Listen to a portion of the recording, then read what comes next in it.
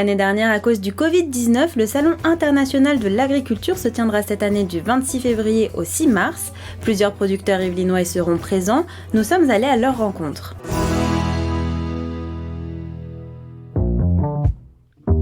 Installée à côté de Plaisir, au cœur de la plaine de Versailles, la ferme de Grignon a plus de 100 ans. Créée en 1919 par des anciens élèves de l'Institut national agronomique, elle disposait d'environ 100 hectares, essentiellement dédiés à la culture. Aujourd'hui, l'exploitation dépend d'AgroParisTech et s'étend sur 400 hectares avec 200 vaches laitières, 600 brebis et une laiterie. On est ici à la ferme de Grignon, qui est une exploitation de polyculture élevage. On transforme sur place 700 000 litres de lait tous les ans en produits frais, lait, crème fraîche, yaourt et autres. Et depuis 2006, l'exploitation s'est engagée à réduire sa consommation d'énergie et sa production de gaz à effet de serre. Chaque année, on mesure notre performance environnementale, nos émissions de gaz à effet de serre, et d'année en année, on cherche à s'améliorer.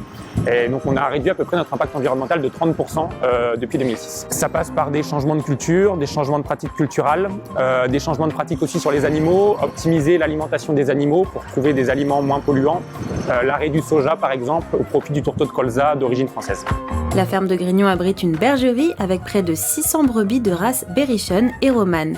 Et cette année, plusieurs béliers et agnelles seront présentés au Salon de l'Agriculture. Donc là on a une agnelle, une des 3 agnelles qui vont être présentées sur le Salon de l'Agriculture.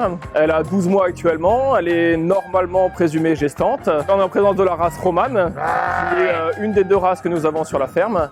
La deuxième étant la Berrichonne et étant présente dans la génétique de la Romane. C'est une race qui a été créée dans les années 70 par croisement génétique entre la Berrichonne, donc race française bouchère, et la Romane, qui est une race russe, qui est une race très prolifique.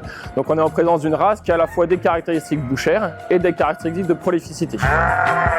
Une vache Primolstein sera également présentée par des étudiantes d'AgroParisTech pour le trophée international de l'enseignement agricole. Le concours dure 4 jours, on a 4 épreuves. On a une épreuve de manipulation où on doit, en fait le but c'est de bien appréhender la vache de manière, en respectant les règles de sécurité. Âgée de 3 ans et demi, Olympe sera face à une 50aine de vaches. Elle a des caractéristiques de la vache, il y a des caractéristiques morphologiques.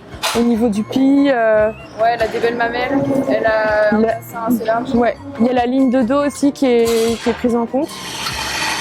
Et après, il y a aussi les aplombs de l'animal qui sont c'est l'orientation des membres. Arrivée en 2e position en 2019, la ferme de Grignon va tout faire pour monter sur la première marche du podium cette année.